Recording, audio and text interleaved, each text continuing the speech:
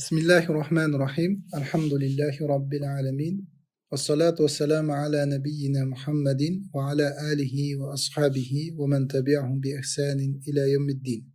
Rabbimiz, ilahimiz, ma'budimiz Allah subhanahu ve ta'alaga hamdü sanolar bo'lsin. Ve suyukli, sevimli Peygamberimiz Muhammed Mustafa sallallahu aleyhi ve sellemge ko'p salavatlar ve salomlar bo'lsin. Farzand tarbiyasida kelgan, farzand tarbiyasi haqida bo'lgan hadislarni o'rganayotgan edik. Farzand tarbiyasida kerakli bo'lgan hukmlarni bizga o'rgatadigan, masalalarni o'rgatadigan, tarbiya qilishlikda yo'llanmalarni o'rgatadigan hadislarni o'rganayotgan edik. Shu hadislardan 27-hadisga keldik. 27-hadisimiz an Sahl ibn Sa'din radıyallahu anhu anin Nebi sallallahu aleyhi ve sellem qal. Sahl ibn Sa'd radıyallahu anhudan, bu kishi mashhur sahobalardan, Rasululloh sallallohu alayhi ve sellem'den ko'p hadislarni rivoyat qilganlar. Nabiy sallallohu alayhi ve sellem aytdilarki: "Ana ve kafilul yatim fil cenneti hakaza." Ve qala bi isba'ihi as-sabbabati wal wusta. Hadisni İmam Ahmed rahimahulloh va Imom Buxoriy rivoyat qilganlar. Adabul Mufradlarda ham rivoyat qilganlar, sahihlarda ham rivoyat qilganlar. Va keyin Abu Dovud, Imom Muslim va ulardan boshqa muhaddis olimlar o'zlarini hadis kitoblarida bu hadisni rivoyat qilishgan. Rasululloh sallallohu alayhi vasallam hadisda aytadilarki, ya'ni hadisning ma'nosi: "Man va yetimga kafil bo'lgan odam, ya'ni yetimni boshini silagan, yetimni o'z qaramog'iga olgan odam jannatda mana shunday" deb ikki barmoqlari bilan ishora qilib ko'rsatganlar, ya'ni o'rta barmoqlari va ko'rsatkich barmoqlarini. Mana shunday bo'ladi deb ikkita barmoqlarini ko'rsatganlar. Ya'ni bu narsa nimaga ishora, nimani bildiradi? Rasululloh sallallohu alayhi va sallam va yetimga kafil bo'lgan odam, yetimni qaramog'iga olgan, yetimni boshini silagan odam Rasululloh sallallohu alayhi va sallamga jannatda yaqin bo'ladi. Qarang, yetimni parvarish qilishlik, yetimga qarashlik, yetimni xursand qilishlik, yetimni chiroyli tarbiya qilishlik, buni mukofoti nima bo'lyapti? Rasululloh sallallohu alayhi va sallam bilan jannatda birga bo'lishlik.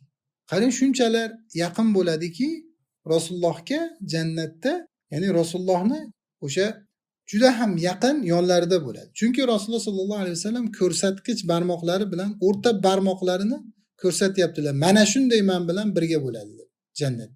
Odamlarning xohlagan narsasi Rasulullohni mana oldilarida birga bo'lsak, Rasulullohning shafoatlari bizga kelsa, Rasululloh bilan birga bo'lsak deb jannatda birga bo'lsak, dunyoda ko'rmadik, jannatda ko'raylik deb ular bu narsani Alloh taolodan xohlaydi. Rasululloh bilan birga bo'lishlikni xohlaydi. Haqiqatda, ya'ni Rasululloh bilan birga bo'lishlik, Rasulullohning oldilarida bo'lishlik, ya'ni eng katta ne'mat bu.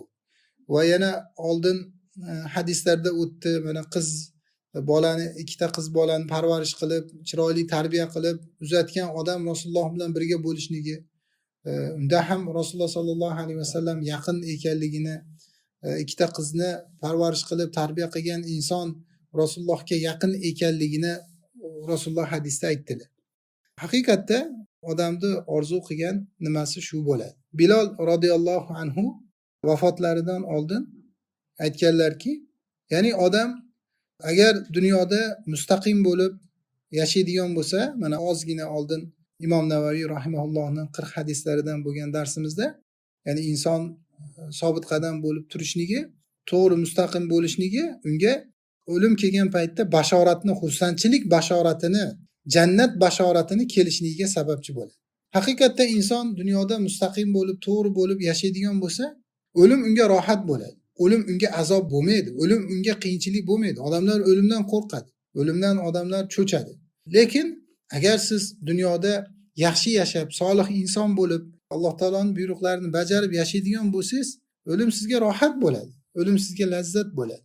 O'lim bilan siz butun o'sha dunyodagi muammolardan, butun dunyodagi tashvishlardan, xafagarchilik, mahzunlik, qo'rquv, xavotir, shu narsalardan odam o'lim bilan qutuladi. O'lim bilan rohatlanadi. haqiqatda insonga o'lim rohatni beradi.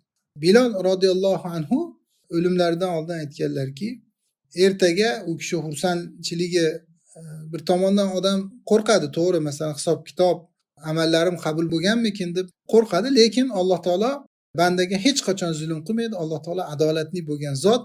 Agar banda Allohga xolis ibodat qiladigan bo'lsa, albatta Alloh taolo uni mukofotini, albatta Alloh taolo uni ajrini, savobini Alloh taolo beradi. Bu kishi o'limdan oldin xursand bo'lgan holatda o'lsam ertaga payg'ambar sollallohu alayhi vasallamga va u kishini ashablariga yo'liqaman deb u kishi o'zlarini o'sha nimalarini bildirganlar. Ya'ni haqiqatda ularning xohishi Rasulullohga yo'liqib, Rasulullohning ashablari bilan yo'liqib, ular bilan birga bo'lishlik. Bu nima bilan o'sha amalga oshadi? O'lim bilan. Bu o'limdan keyin bo'ladi. Mana bu narsani Bilol roziyallohu anhu aytgan. Qarang, ya'ni ularning xohishi shu narsa bo'lgan. Demak, insonga agar yetimni parvarish qiladigan bo'lsa, yetimni boshini silaydigan bo'lsa, Rasululloh sollallohu alayhi vasallam bilan birga bo'lishlik mukofoti unga beriladi. Rasululloh sollallohu alayhi vasallam mana bu hadisni shu ma'noda gapirdilar. Endi yetim degani nima degani? Yetim o'zini otasini yo'qotib qo'ygan insonni bolani yetim deyiladi. U balog'at yoshiga yetmagan bo'lsa, ko'pchilik balog'at yoshiga yetgandan keyin ham yetim bu bola deb aytadi. Yo'q, balog'at yoshiga yetgandan keyin yetimlikdan chiqadi u bola.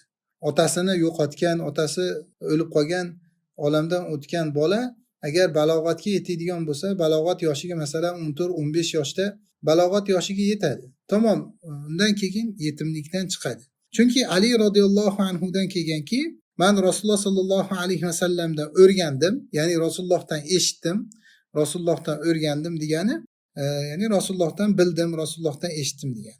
O'sha ehtilomdan keyin, ya'ni balog'atdan keyin yetimlik yo'q deganlari. Ya'ni Rasululloh sollallohu alayhi vasallam balog'atdan keyin yetimlik yo'q deb aytganlar. Ya'ni Imom Abu Dovud rahimahulloh o'zlarini sunanlarida bu hadisni rivoyat qilganlar. Endi bu yetimni kafolatga olishlik degani nima degani? Buni ma'nosi nima? Buni ma'nosi uni ishlarini bajarishlik degani. Yetimni o'sha ishlarini bajarishlik, uni manfaati yo'lida harakat qilishlik, masalan unga taom berishlik, unga ozuqa bo'ladigan narsani berishlik yoki kiyimi yoki uni qo'lida moli bo'lsa, puli bo'lsa, o'sha molini ko'paytirib berishlik. Ba'zan o'sha otasidan bir meros qoladi, otasidan bir qancha pul qoladi. O'sha pulni tijoratga yoki bir yaxshi narsaga ishlatib turib, u pulini nima qiladi? Ko'paytirib beradi. Mana bu ham o'sha yetimni o'sha kafolatiga olishlikni ichiga kiradi. Agar uni moli bo'lmasa, uni hech narsasi bo'lmasa, otasidan hech narsa qolmagan bo'lsa, unga o'sha infoq qiladi, uni qornini to'qlaydi, unga kiyim beradi, uni kiyintiradi. Alloh subhanahu va taoloni roziligini xohladi. Bu narsalarda Alloh taoloning roziligini xohlaydi. Dinimizda mana bu hadisda kelganidek va bundan boshqa yana hadislarda bir qancha hadislarda kelgan yetimga e'tibor berishlik, yetimga kafil bo'lishlik. Qur'oni Karimda 23 ta o'rinda o'sha Qur'oni Karim yetimga e'tibor berishlikka, yetimni ishlarini qilishlikka, yetimga manfaatli, foydali bo'ladigan narsalarni qilishlikka 23 ta o'rinda Qur'oni Karim chaqirgan. Qarang, Qur'oni Karimda shunchalik yetimga yaxshilik qilishlikka Qur'oni Karimda e'tibor berilgan. Ya'ni bu narsa bildiradiki, bu bizning shariatimizning go'zalligidan, shariatimizning yaxshiligidan, shariatimiz insonlarni holatlarini inobatga olganligidan. Chunki inson otasini yo'qotadigan bo'lsa, u otasini yo'qotmagan boladan ko'ra boshqacha narsalar uni qalbiga kiradi. Ya'ni mahzunlik kiradi, xafalik kiradi. Chunki uni eng yaqini otasi. Chunki uni tarbiya qiluvchisi otasi. Chunki unga nafaqa beruvchisi, uni sarf xarajatlari, uni hayotdagi o'sha kerakli hojatlarni bajaruvchisi otasi.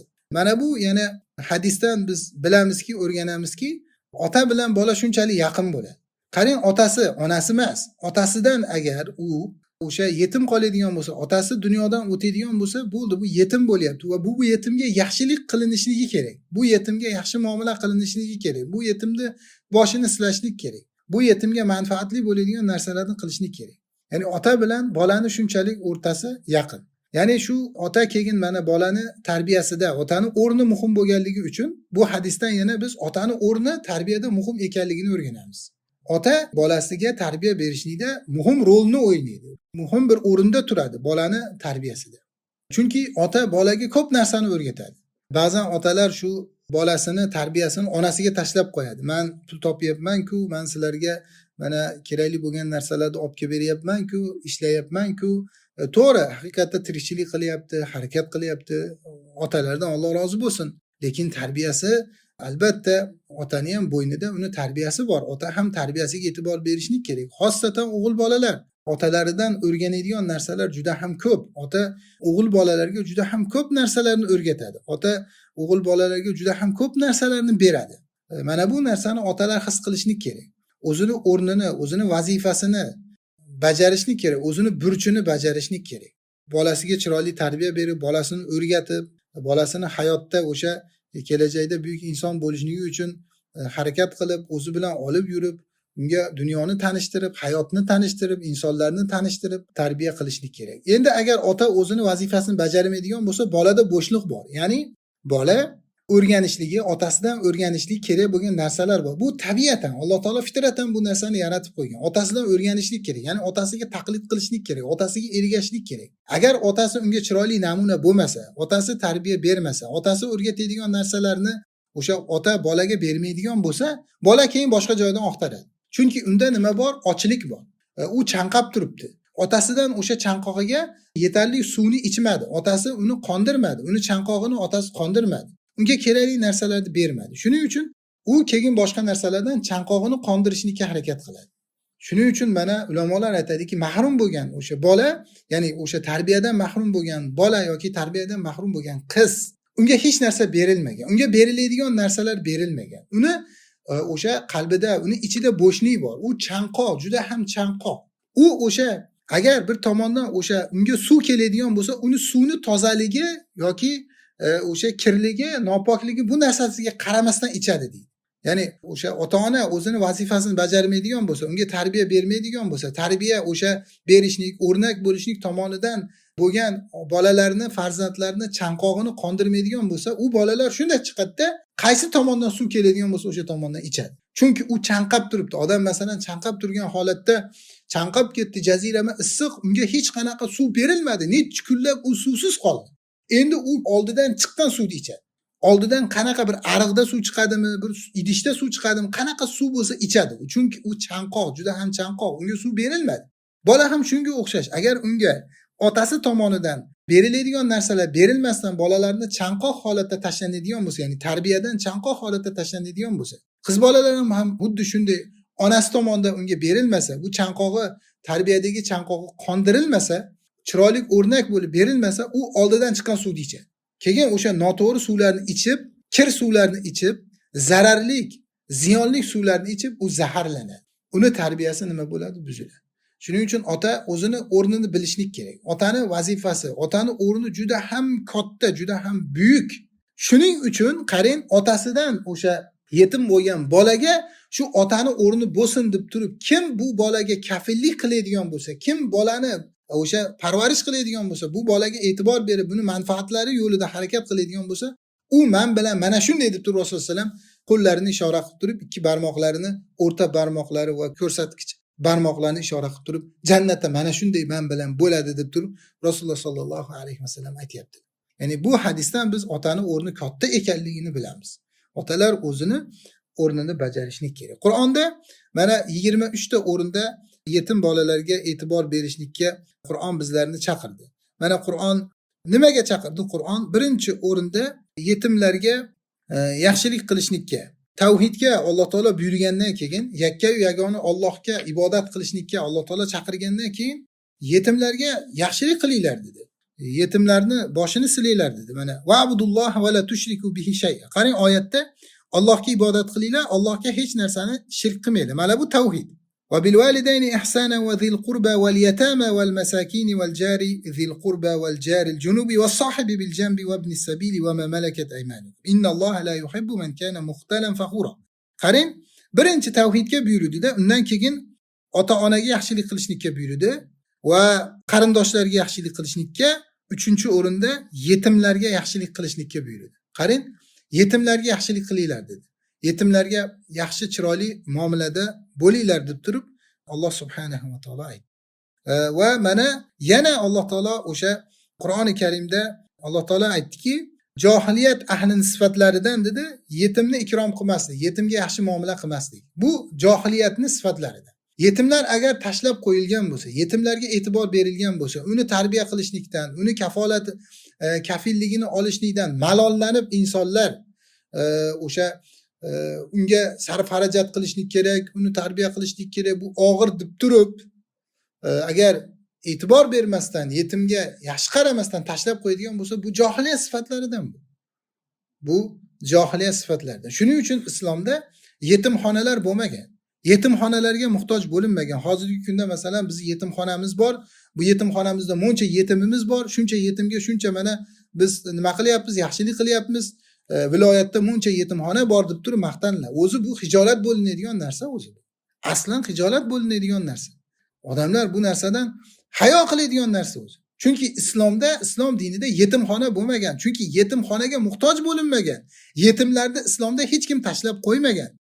Sahobalar mana yetimni talashgan. Mana nimani Hamza ibn Abdul Muttalibni farzandlarini talashgan. Ali radhiyallohu anhu, Ja'far radhiyallohu anhu va Zayd radhiyallohu anhumlar talashgan. Men parvarish qilaman, men boqaman deb.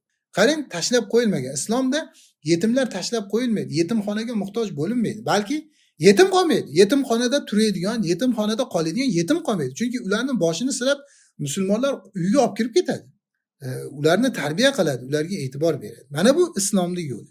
Endi bunga e'tibor bermaslik, yetimlarni o'sha qaramaslik, yetimlarga e'tibor bermaslik bu johiliyat sifatlaridan. Shuning uchun kalla balla tukrimunal yatim.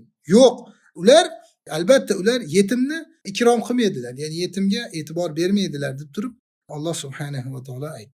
Va yana yetimni kamsitadiganlar oxirat kunini yolg'onga chiqaruvchilarni sifatlaridan deb Qur'oni Karimda aytdi. Ya'ni yetimni kamsitadi, yetimga qo'pollik qiladi, yetimga qattiqlik qiladi, yetimga qo'pol muomala qiladi. Yetimni so'kadi, yetimni haqorat qiladi, yetimni uradi. Masalan, ba'zilar uylanadi, bir ayolga uylanadi, uni yetimi bo'ladi, 2 ta 3 ta yetimi bo'ladi.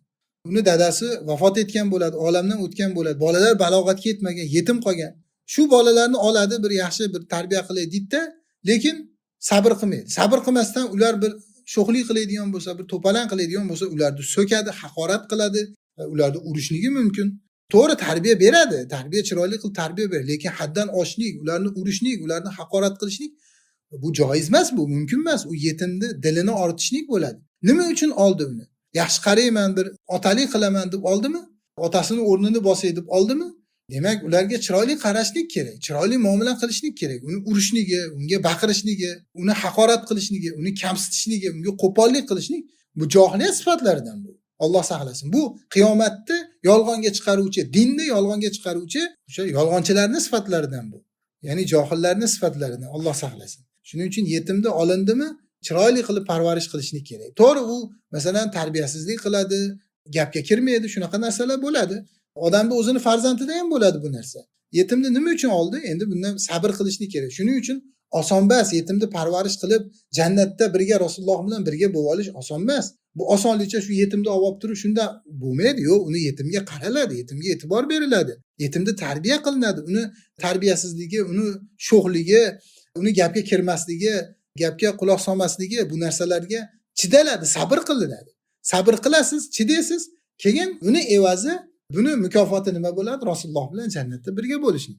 Sabr qilingan. Shuning uchun sabr qilishni kerak. Qo'pollik qilmaslik. Alloh taolo aytdiki: "Aroaytallazi yukazzibu bid-din fazalikallazi yad'u al-yatim." Mana dinni yolg'onga chiqaruvchini ko'rdingizmi? U kim u? Bu yetimni nima qiladi? Yetimni haydaydi, yetimni quvib soladi, yetimga qattiqlik qiladi. Qarang, dinni yolg'onga chiqaruvchini sifati nima bo'ldi? U yetimni o'sha haqorat qilishligi, yetimga e'tibor bermasdi. Va yana Alloh taolo zulm bilan, nohaqlik bilan yetimlarni molini yuvchilarni Alloh taolo Qur'oni Karimda qo'rqitdi. Juda ham qattiq va'idlar keldi, ularga qo'rqituvlar keldi. Ular qornida olovni, o'tni yeyotganligini Alloh taolo xabarini berdi. Yetimni molini yeb. Ko'pincha mana o'sha yetim qolgan bo'lsa, uni yetimni dadasidan qolgan merosi bo'ladi. Uni amakilari tortib oladi. Amakilari olib ketadi. Bu bolalarniki yoki qarindoshlari yoki ammalari yoki va hokazo boshqalari. Bu dadasidan qolgan meros, u dadasidan qolgan meros, u yetimni haqqi, uni halol, uni puli. Dadasi ishlab topgan, dadasi mehnat qilib topgan bo'lsa, bir mashina topgan bo'lsa, mehnat qilib bir uy solgan bo'lsa, mehnat qilib dadasi, u meros qolib bolalarga qolishni kerak. Bu aka-ukalarga o'tib ketadi ba'zi. Yoki masalan yetimni o'sha pulidan dadasi o'tgandan keyin bir ehson qilinadi. Ehson qilinib, o'sha yetimlardan bir rozi-rizochilik so'ramasdan, u yetimlarga haq huquqi ekanligini tushuntirmasdan, dadasidan qolgan puldan ehson qilib beriladi. Uni kirib turib guvillab kirib, o'sha erkak ayol kirib turib yeb chiqib ketadi. Qarang, bu yetimni molini yeyishlikka kirib qoladi bu, Alloh saqlasin. Chunki u yetimlar o'sha biladigan bo'lsa, u narsaga rozi bo'lmasligi mumkin. U narsani qabul qilmasligi mumkin. U yetimlarga otasidan qolgan meros bu. Endi birorta amakisi, birorta qarindoshlari o'zi qilib berayotgan bo'lsa, o'sha ehsonni endi boshqa narsa, lekin yetimni pulini, yetimdan qolgan pullarni ishlatib turib, o'sha odamlarga ehson qilib berishlik bu yetimlarning haqqini yeyishlikka kirib qoladi. Mana bu narsadan saqlanishlik kerak. Chunki Alloh taolo bu narsadan juda ham qattiq va'idlar bilan ogohlantirdi. Alloh taolo aytadi: "Innallazina ya'kuluna amwalal yatama zulman innama ya'kuluna fi butunihim nara va sayaslawna sa'ira." Mana yetimni molini zulm bilan yeyotganlar, ular qornlarida olovni yeyaptilar. Ya'ni ular ovqat yegan yo'q, ular osh yegan yo'q. Ular qozon kabob, qozon bosma yoki boshqa ovqatlar bunaqa narsalar degan yo'q, balki olov yeyaptilar deyapti Alloh taolo. Olov yeyaptilar va jahannamda tezda ular kuyadilar. Va sayaslavna sa'ira, Alloh saqlasin, jahannamda kuyadilar. Va Rasululloh sallallohu alayhi vasallam hadisda aytdilarki: "Ijtanibu sab'al mubiqat." 7 ta halok qiluvchi narsalardan saqlaninglar dedilar. Sahobalar aytdiki: "Ya Rasululloh, va ma hunna?" U 7 ta halok qiluvchi narsalar nima ular? Deyilganda, al-ishroku billah, Allohga shirk keltirishlik, va sehr, sehrgarlik, va qatlun nafsi allati harramalloh, Alloh harom qilgan jonni o'ldirishlik, nohaqdan o'ldirishlik, musulmonni nohaqdan qonini to'kishlik yoki zimmini yoki kofir bo'lsa ham unga ahd berilgan bo'lishligi mumkin, zimmiy bo'lishligi mumkin, omonlik so'ragan bo'lishligi mumkin, uni qoni harom bo'lgan kofir bo'lishligi mumkin. O'sha harom qilgan jonni o'ldirishlik illa haq bilan bo'lsa u o'ldiriladi. Va aklu riba, ribo sudxo'rlik, va aklu malil yatim dedilar. Va yetimni molini yeyishlik. Qarang, bu 7 ta halok qiluvchi narsalardan. Yetimni molini yeyishlik 7 ta halok qiluvchi narsalardan.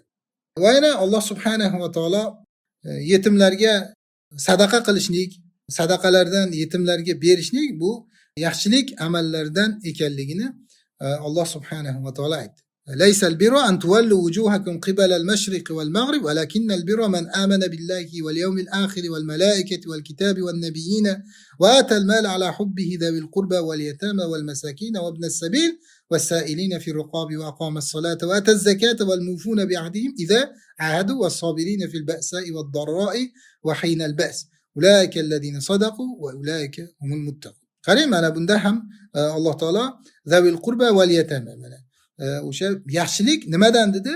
Yaxshilik bu yetimlarga berishlik. Mana bu o'sha yaxshilikdan, yaxshi amallardan, go'zal amallardan, iymonni ziyoda qiladigan, kishini savobini, ajrini ko'paytiradigan amallardan yetimlarga yaxshilik qilishlik.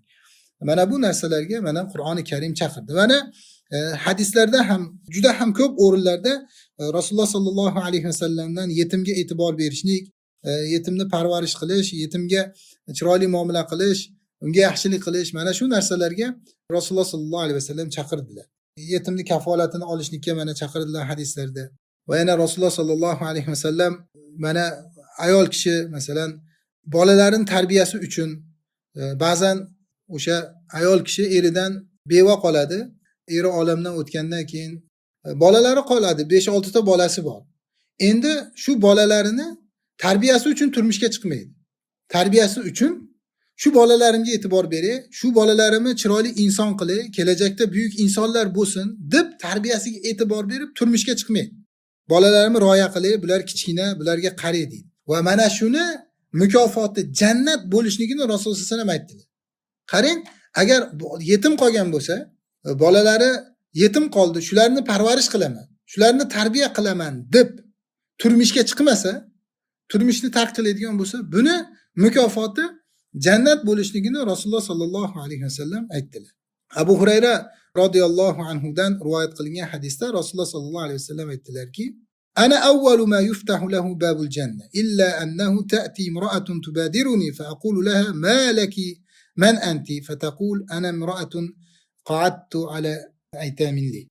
Abu Ya'la rahimahulloh rivoyat qilgan hadisda Abu Hurayradan keyin Rasululloh sallallohu alayhi vasallam aytganlarki, jannatni birinchi menga ochiladi, lekin bir ayol menga shoshilib keladi va unga aytamanki, sen kimsan, nima ishing bor deyman. U aytadiki, men yetimlar uchun o'tirgan ayolman. Ya'ni yetimim uchun, bolam uchun turmushga chiqmasdan bolamni tarbiyasi uchun o'tirganman deb, ya'ni shoshilib keladi. Men bilan o'sha jannatga kiradi deb Rasululloh sallallohu alayhi vasallam aytgan. Ya'ni Rasulullohning oldilariga birinchi yetib keladi. Rasululloh birinchi jannat eshiklari Rasulullohga ochiladi. Rasululloh birinchi jannatga kiradi. Shunda shoshilib keladi bu ayol deydi.